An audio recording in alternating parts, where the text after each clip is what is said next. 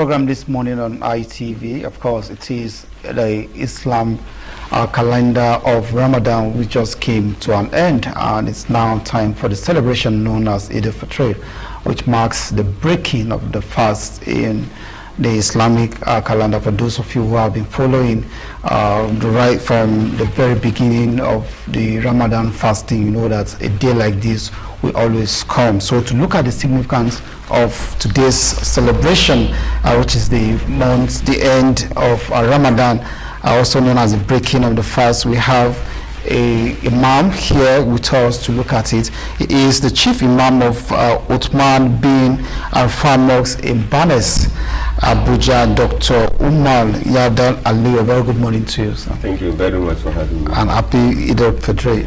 Thank you very much. Same to you. All right. I know that the Ramadan comes to an end once we get to this very day to celebrate the breaking of the fast. But I would like you to, for the sake of our viewers, take us through what are some of the things that were observed or as Islam or is meant to observe during the month of Ramadan. Alhamdulillah, we give thanks to Allah subhanahu wa ta'ala for giving us a very unique and golden opportunity to have worshipped Him throughout the month of Ramadan, where the entire believers, those that can afford, are expected to observe the fasting of 29 days. And today marks the end, which means we've completed the whole month fast yesterday, and now following it up with a celebration, which is also another phase of thanksgiving.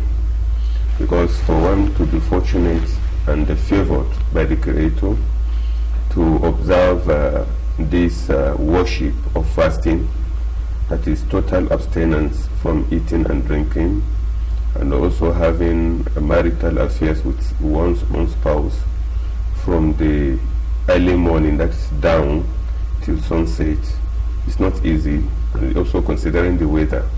But because of that mindset of submission to Allah, who has ordained it upon us, one is always very comfortable.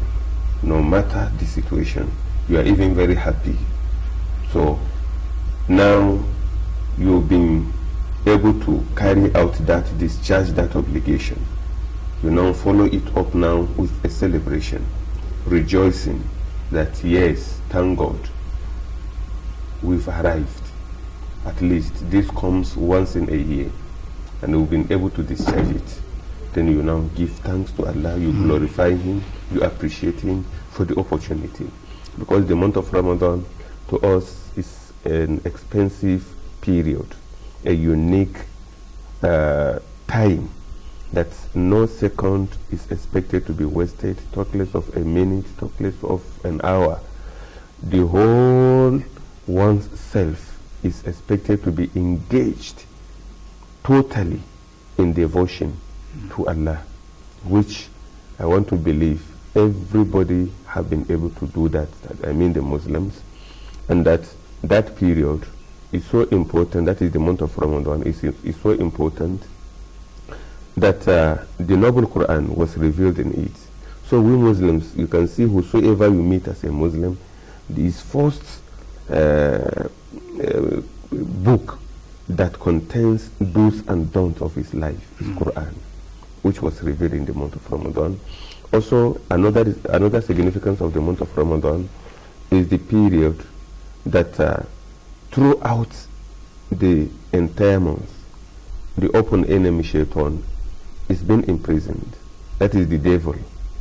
And that is why if you see any Muslim misbehaving in the month of Ramadan, you shouldn't blame the other Shaitan, the other devil, but he himself now almost becoming the devil of himself. The fasting is one of the most important acts of worship that Allah Himself has ascribed to Himself, because it is the only worship that you can come out and tell people I am fasting.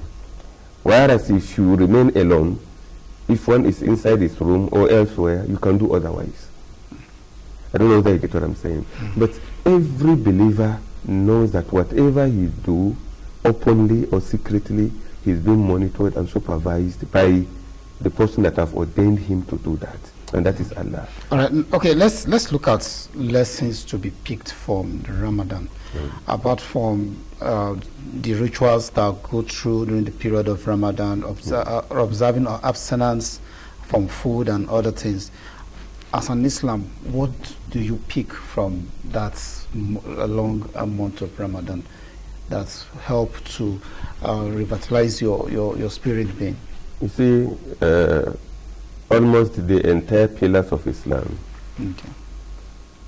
if you look at it critically, encourages social integration, social togetherness, people to come together to do one thing or the other.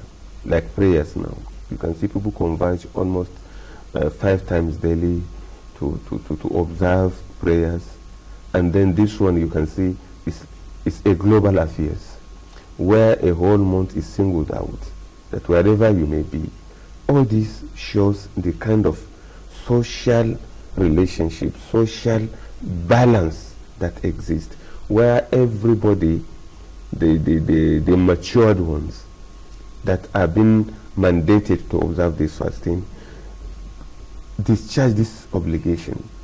Muslims world over embark on the same thing at the same time. The only thing is geographical location, because the time we are here you may be here 6 o'clock, elsewhere it may be 10 o'clock, but it must be from down till evening. So that is one lesson. Number 2 is the feeling that others have been having. What kind of feeling? You know, those that they have not, the poor, the indigent people, those who hardly even have 1 square meal per day. You can see how they survive.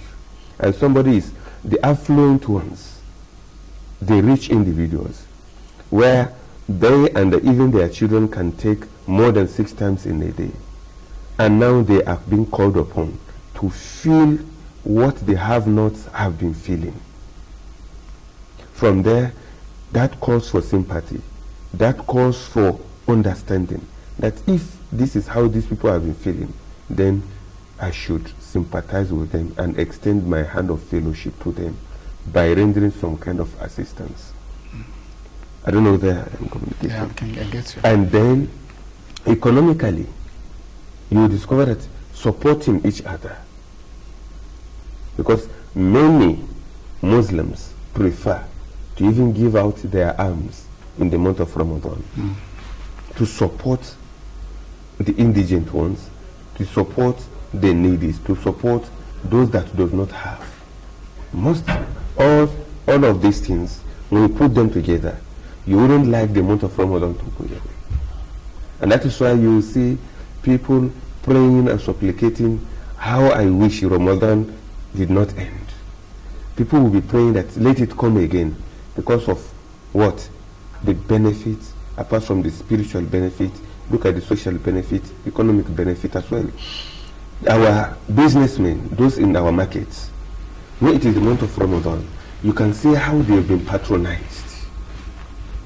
The kind of patronage they get many a times in the month of Ramadan cannot be compared with other months, because people want to give out, they want to feed the soul, and therefore you go to the market to purchase and purchase and purchase again. That brings about economic empowerment, because how often you visit them also determines how frequent they also order. Yeah, yes. Okay, let me look at the other aspect which you actually raised, the giving of alms.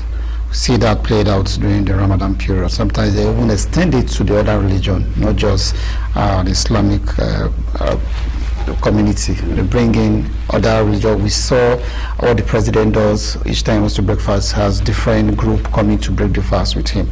Now, in terms of alms giving, what is the significance of doing that? You just mentioned some, but I know it's part of some of the rights as a Muslim that you're supposed to do in your lifetime, giving of alms. What does that add to an Islamic, as an Islamic scholar, what does that add to the life of an individual? You see, thank you. Let me appreciate you for that wonderful question. When we talk of alms given, Allah that has created us, He created us not equal in terms of being favored with material things. And some people will even give you example. When you look at our fingers, they are not equal. Sure. They are not equal. And then when we come to the status in the society as well, either social or economic status, we are not equal. And now He made it as a pillar in Islam that if He had favored you with anything like wealth, material wealth, you should, at the end of every year, one calendar year, give out something in appreciation to the being that has given you this materials, like cash. There is certain amount, I don't know, I have forgotten, but when you hold a minimum of about 4 million or 5 million, I can't remember exactly what the figure is, and you have been transacting with it, you have been rotating it, and it remains with you, you will discover that once it reaches another year, you are expected to divide this into 40. Okay. You divide it into 40. Then you take 1/40. 1/40, you give it to needy. There are people, as the government policies or researches have shown, that if you give them 20,000, it's enough to boost their business. It's enough to boost their business. So now when you have a minimum of like 4 million, if you divide it into 40, how much will you get? At least 100,000. Now you should take this 100,000 and give it to a creative mind, a creative individual, like Meiko say now in the roadside.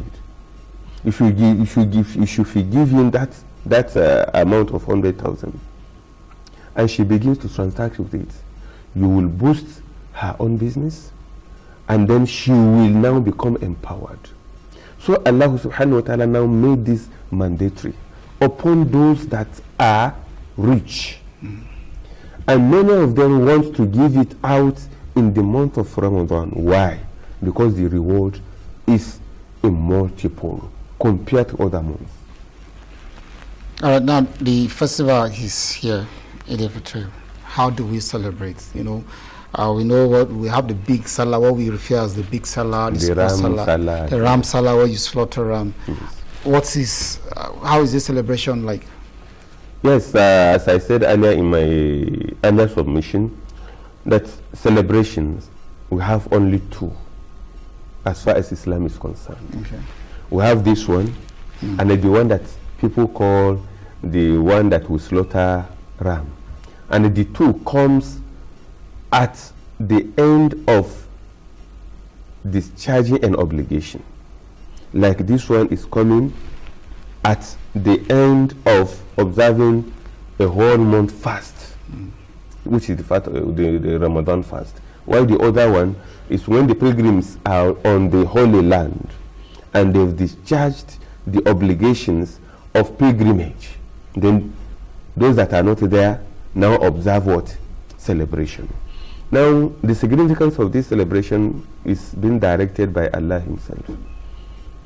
When He was telling us about the fasting in the month of Ramadan, He now says at the end, وَلِتُكْمِلُوا الْعِدَّةَ وَلِتُكَبِّرُوا اللَّهَ عَلَى مَا هَدَاكُمْ وَلَعَلَّكُمْ تَشْكُرُونَ. The essence of this celebration is for you to complete the number of days that you do in fasting, and then glorify your Lord Allah, وَلِتُكَبِّرُوا اللَّهَ, for you to glorify Allah who have guided you and seen you through the observance of this fast. So it is a glorification of the one that has given us this opportunity. How it is done? Is it done? We have 2 unit rakats that is being observed in an open area. It can be observed in the mosque, it can be observed in the hall if there are circumstances for that, like if it is raining or something like that. You know, you cannot bring people to open space while it is raining. It's not. Now, people of an area converge on a ground. Then the imam comes and observe. Immediately the imam arrives. Nothing should precede the prayers. The 2 rakats will come.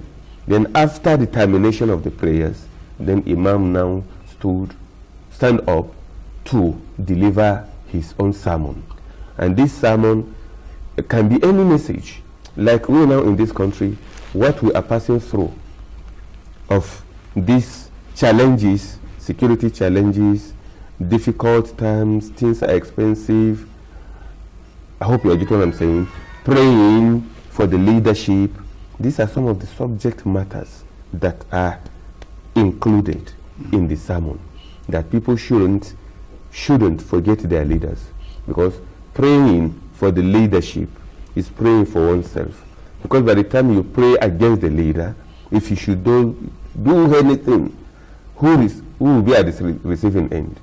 The followers, the led. So these are some of the things why observing this prayer, following the directive of Allah Himself, that we should do it. But you don't need to break the bank for you to have a big celebration. Because I know there are people out there that probably wants to go to the tailor. That is, if you have the means to do that, for you to go to tailor, and make sure you extend to those who do not have, so that they can celebrate with you. But let's look at our leaders, just like you mentioned. I know, like the president severally, I said earlier, has been holding this gathering with brethren to break the fast. But if we look at what is happening in the country now, how do we begin to reflect? What messages do you think our leaders should have picked from this period of Ramadan as we celebrate Eid-El-Fitri? Yes, thank you. But before I attend to that your question, let me add more to what you have said earlier in just a few seconds. Before we go for this celebration, once it is the early morning, like today being the 29th today, we have what we call Eid-El-Fitri. Okay. There is another arm that is given to cleanse some kind of misgivings that one might have committed during the month of Ramadan. Okay. Because the fasting is supposed to have control one's own sight, control one's own hearing, control yourself from so many talks. You understand what I'm saying? So for some of these things, for you to be pardoned, you are expected to give out some sort of alms, a sort of charity, to cleanse off some of those shortcomings that might have come from you, which is inadvertently, it's not intended. So by the time you do that, who do you give this charity to? You give it to the have-nots, because those that don't have are adequately taken care of as far as Islam is concerned. And for them not to go about struggling to get the means of livelihood on the Saturday, you are expected to give it back to them. And then on the issue of the clothing, one shouldn't burden himself. Go and wash the one you have. Iron it. Even if you don't have iron, you can arrange it in such a way and put it under your pillow. It becomes so smooth. You can put it on. So that is that.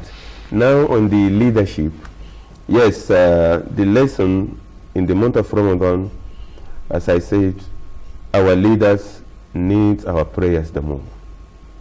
And that among the lessons that one can learn from the month of Ramadan, as we've prayed fervently in the month for our leaders, then our leaders should always be very mindful of the policies they come up with, which should have human face. Because any policy you are bringing that will create some kind of hardship, our leaders should be very, very wary of that and should have much concern for the people they lead, because we are not all equal. And then you look at those that are the base, not those that are already on top. what kind of effect will this policy going to have on the lowest of the low, not those on top. All right, before I let you go, sir, let me just ask this last question. Those rituals that have been observed during the month of Ramadan, does it just end here, or is it advisable that after this celebration, and Muslims should continue with those rites? Yes, you know, the month of Ramadan is like an institution. And when you go to an institution, you graduate with a certificate. And then the certificate, what determines the grade you have graduated with from that institution is for you to continue with the lessons you have learned from that institution. That is the parable I'm going to give you. So if we have graduated from the month of Ramadan and we've learned lessons of human feelings, of togetherness, of giving, of understanding, then that lesson shouldn't cease. It should remain with us permanently. So whatever we have been doing in the month of Ramadan should not stop even after the month of Ramadan, so long there are good things that we've learned from the month of Ramadan. All right, I must thank you so much for being on the program, Imam. Our Chief Imam Uthman bin Affan Mosque, Banes Abuja, is Dr. Umar Yadar Aliyu. Thank you so much for being on the program. Thank you very much. It's a privilege having me. Happy Eid-El-Fitri again. Thank you very much. Same to you. All right, we'll take a quick break, and when we return, the program this morning on Light TV continues.